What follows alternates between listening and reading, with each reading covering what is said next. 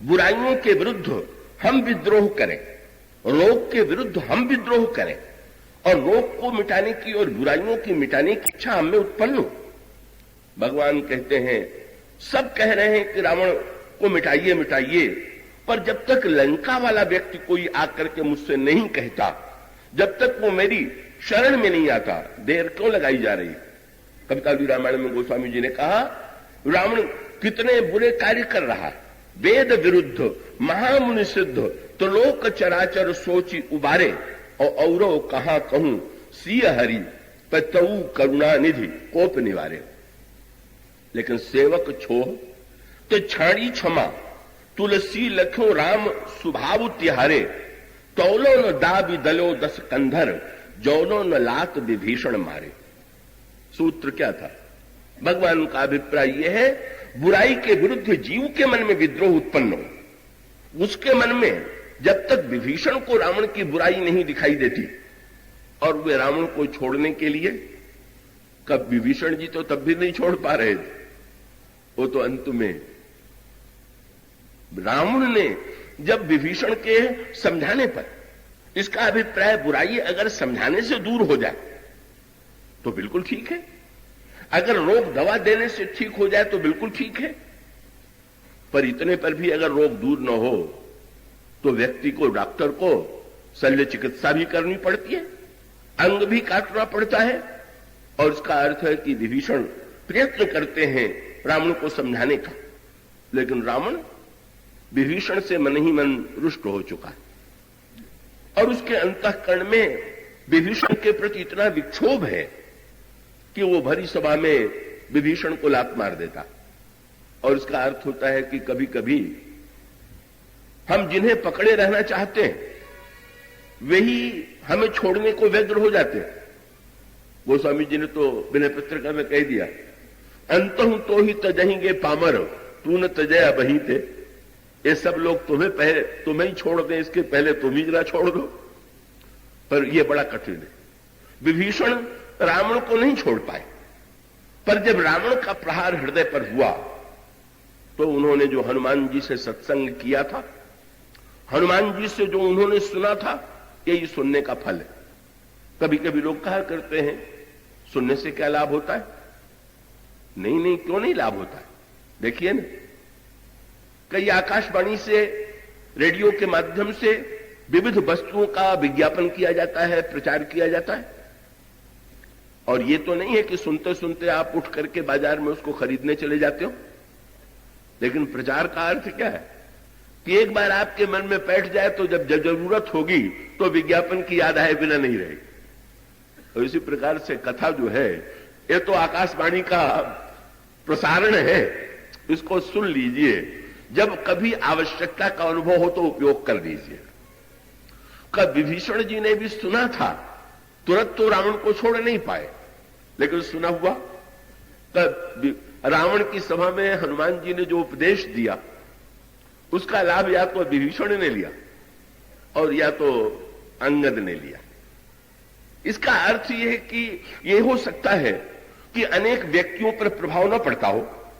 हनुमान जी ने रावण की सभा में कथा सुनाई, यही संत का स्वभाव, और ऐसे सुंदर ढंग से कथा सुनाई कि शायद वैसा उदार कथावाचक आपको संसार में नहीं मिलेगा। आपने तो हमें ऊपर बैठाया है, इतना सत्कार किया है, माला पहनाई है, पर हनुमान जी की कल्पना कीजिए, जहां पर श्रोता बैठा हुआ है सिंहासन पर और वक्ता सामने खड़ा हुआ है। हनुमान जी ने सोच लिया, अच्छा भाई, मैं खड़े खड़े भी कह लूंगा, पर तुम बैठे बैठे सुन लो, सुन तो लो। कमाला पहनाने के स्थान पर नागपात से जकड़े हुए हैं। हनुमान जी ने रावण को भी समझाने की चेष्टा की। मोह मूल कबहु शूल प्रद, त्यागहु तम अभिमान, भजहु राम रघुनायक, कृपा सिंधु भगवान। रावण पर प्रभाव नहीं पड़ा या राक्षसों पर प्रभाव नहीं पड़ा, पर कथा व्यर्थ थोड़ी जाती।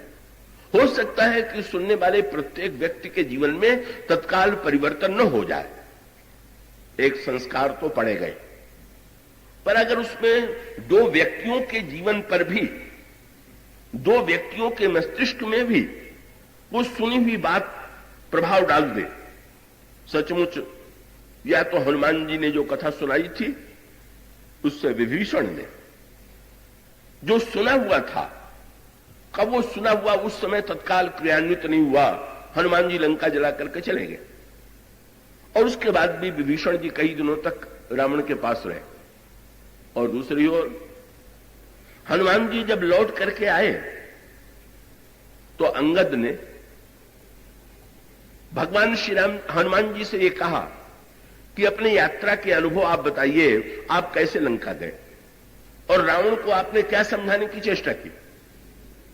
ये अंगद से पूछा गया कि ये जो आपने रावण के सभा में ये प्रतिज्ञा कर दिया कि जो मम चरण सख्स ठारी फिर ही राम सीता में हारी, ये आपने कैसे कर दिया। उन्होंने कहा हनुमान जी की कथा सुन के। क्या कथा?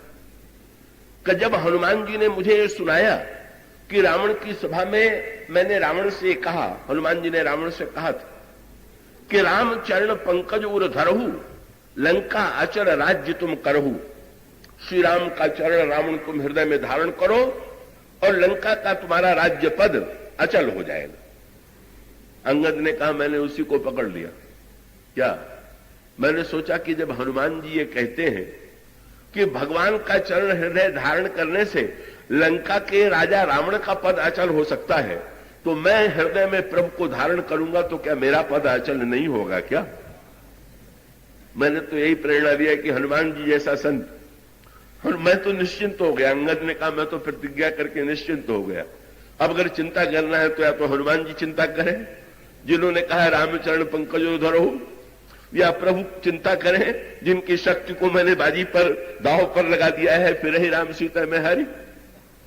और अंगद ने कहा साथ साथ मैं चरण तो रखे हुए था पृथ्वी पर, या तो पृथ्वी चिंता करे जिनकी बेटी सीता जी को मैंने इस प्रकार से कह दिया था। गोस्वामी जी ने कहा भूमि न छाण तो कपि चरण, ऐसा लगता है कि पृथ्वी ने ही अंगद के चरणों को पकड़ लिया। ये अंगद ने जो सुना उसको जीवन में क्रियान्वित करे, इतना सुन करके उस पर विश्वास हो जाए, और विश्वास होने के बाद ये मुख्य बात सबसे बड़ी कठिनाई है। अंगद ने तो जितनी बात सुनी सब जीवन में उतार लिया। हनुमान जी ने अशोक वाटिका का पूरा वर्णन सुनाया, हनुमान जी ने कैसे फल खाया, सो अंगद ने तुरंत क्रियान्वित किया। बंदरों को लेकर के जब किष्किंधापुरी के पास पहुंचे तो वहां पर सुग्रीव की वाटिका थी। बंदरों ने कहा कि पहले चल करके सुग्रीव जी को हम लोग सूचना दे दें और उसके बाद भूख लगी है फल खाने की बात सोचेंगे। अंगद ने कहा बिल्कुल नहीं, पहले इस वाटिका का फल खाओ। महाराज वाटिका का फल खाए इसका अभिप्राय क्या? पहले सुग्रीव के पास न जाने के पहले वाटिका का फल खाए इसका आपका अभिप्राय क्या है? अंगद ने कहा आप लोगों ने हनुमान जी से कथा नहीं सुनी। हनुमान जी ने अभी सुनाया कि वे बड़े भूखे थे और जब जगत जननी सीता के पास पहुंचे तो उन्होंने रावण से आज्ञा थोड़ी मांगी कि हम फल खाएं कि न खाएं। उन्होंने तो सीता जी को अपनी भूख बताई और मां ने फल खाने की आज्ञा दे दिया और हनुमान जी की भूख मिट गई। तो भाई जब भक्ति देवी का दर्शन करके हनुमान जी की भूख मिट गई तो हम लोगों ने भी चाहे भक्ति देवी का दर्शन न किया हो, पर भक्ति देवी का दर्शन जिस भक्त हनुमान ने किया है उसका दर्शन तो हम लोगों को मिल ही गया, इसलिए हम लोगों की भूख मिटेगी। चलो वही इतिहास फिर दोहराया जाने लगा। रावण की वाटिका के राक्षसों ने हनुमान जी पर आक्रमण कर दिया। यहां सुग्रीव की वाटिका में जो रखवाले थे उन्होंने भी कहा कि बिना सुग्रीव की आज्ञा के तुम लोग फल क्यों खा रहे हो। अंगद की ओर बंदरों ने देखा क्या करें, तो वही व्यवहार जो हनुमान जी ने वाटिका में किया था, करो इनकी पिटाई, पर इनको मार मत डालना। का हनुमान जी ने वहां गोस्वामी जी ने लिखा रखवारे जब बरजवे लागे मुष्टि प्रहार हरत सब भागे, केवल मुक्के से मारा। यह सांकेतिक सूत्र है। रावण की वाटिका मोह की वाटिका है और सुग्रीव की वाटिका ज्ञान की वाटिका है। गोस्वामी जी कहते हैं रावण मूर्तिमान मोह है और सुग्रीव के लिए विनय पत्रिका में कहते हैं ज्ञान सुग्रीव कृत जलधि सेतु। हनुमान जी ने मोह की वाटिका में भी भक्ति देवी की कृपा से जीवन की भूख को मिटाने में सफलता पाली। और उसका अभिप्राय यह है कि मोह की वाटिका में भी अगर हमारे अंतःकरण में भक्ति देवी की कृपा हो जाए तो हमारे जन्म जन्मांतर की भूख मिट जाएगी। सुग्रीव की वाटिका ज्ञान की वाटिका है। अंगद का तात्पर्य यह था कि जब भक्ति की देवी की कृपा से मोह की वाटिका में भी मधुर फल मिल गए, मां ने हनुमान जी से यही कह दिया था, फल खाओ, पर दो बातें ध्यान रखना। क्या? रघुपति चरण हृदय धरी तात मधुर फल खाओ। भगवान के चरणों को हृदय में धारण करके मधुर फल खाओ, ये वाक्य मां ने कहा था। अंगद का ये विश्वास है। अंगद कहते हैं इस वाटिका का भी फल खाना है, पर सूक्ष्म अंतर यह है कि मोह की वाटिका में दुर्गुण पहरेदार हैं और ज्ञान की वाटिका में जो सत्कर्म है बंदर वो पहरेदार है। तो दुर्गुणों को तो पूरी तरह मार देना चाहिए, लेकिन सद्गुणों को केवल मुक्का लगाना चाहिए, जिससे व्यर्थ का अभिमान छूट जाए। अंगद का अभिप्राय यह है कि जहां सद्गुण होता है वहां उनको बुरा क्यों लग गया? बोले वाह, इनको खाना था तो पहले हमसे पूछना चाहिए था कि बस सीधे बाग में घुस गए। यही अभिमान था। परिणाम यह हुआ कि बंदरों के ऊपर जो रक्षक बंदर थे उन्होंने जब मुक्का लगाया तो वहां से भागे, जाकर के सुग्रीव को सूचना दिया। और सूचना ये दिया, जाई पुकारे ते सब वन उजाड़ जुबराज। युवराज ने वन आपका उजाड़ लिया।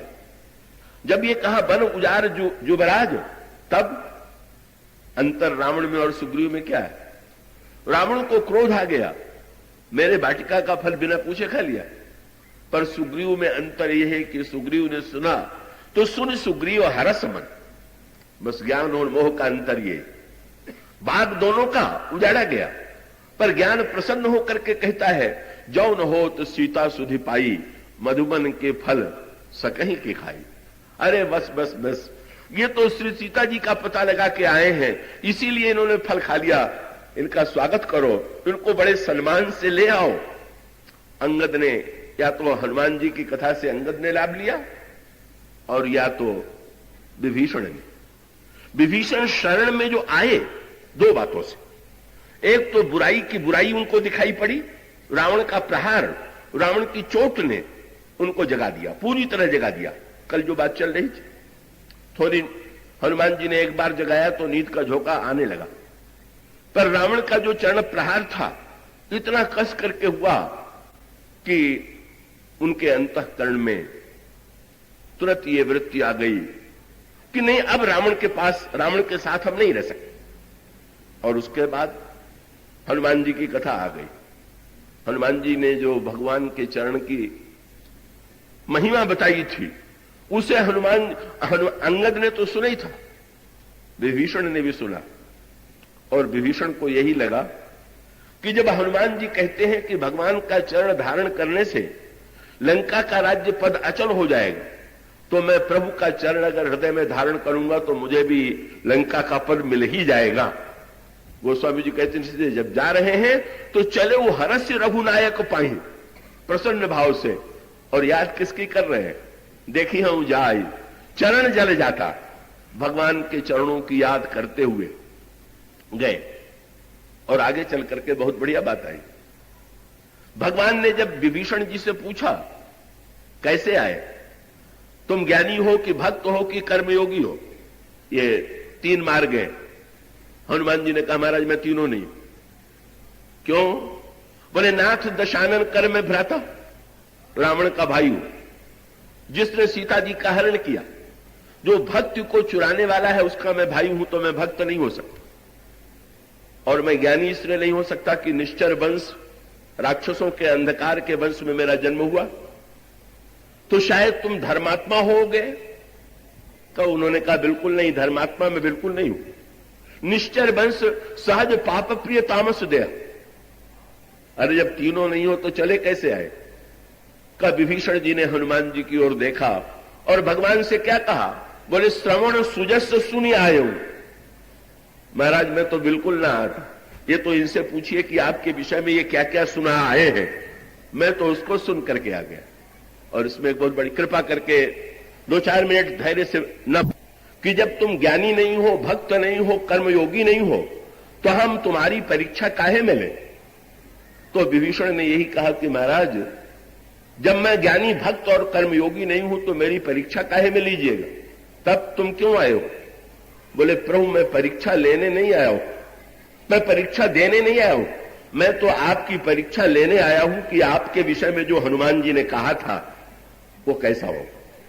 जब विभीषण भगवान की शरण में होते हैं, जब विभीषण रावण के विरुद्ध विद्रोह करते हैं, तब भगवान लंका पर आक्रमण करके बुराई को विनष्ट करते हैं। इसका अभिप्राय यह है, जब हम भगवान की कथा के माध्यम से भगवान में विश्वास करके एक बार दुर्गुणों के विरुद्ध विद्रोह करते हैं, भगवान से प्रार्थना करते हैं, तो फिर भगवान स्वयं कृपा करके लंका पर आक्रमण करके बुराई को विनष्ट करते हैं। इसके बाद की चर्चा